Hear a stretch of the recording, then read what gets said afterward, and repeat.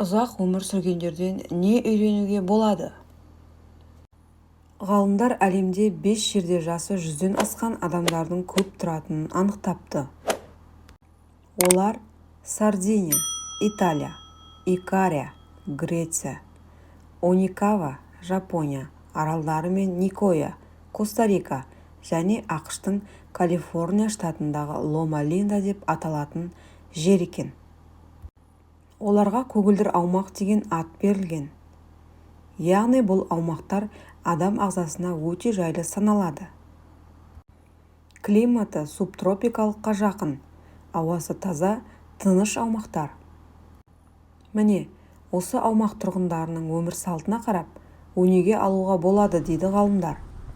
Мысалы, Окинава тұрғындары мынадай дәстүрлер ұстанады екен. Тамақты асқазанды толтыра жемеу. Ары кетсе 80%-дан аспауы керек. Тамақты салуға ыдыс қолданған дұрыс. Таңнан кешке дейін қысқа уақыт жүрек жалғай салу дұрыс емес. Тамақты асықпай ішу керек.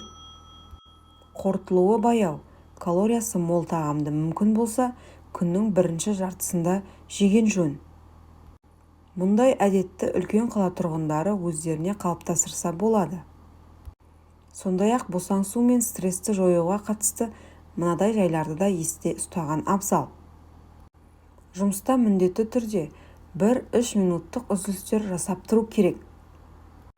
Бұл кезде қажет жерге телефон шалуға, аздап әңгіме айтуға болады. Бірақ уақытты тым созбау керек.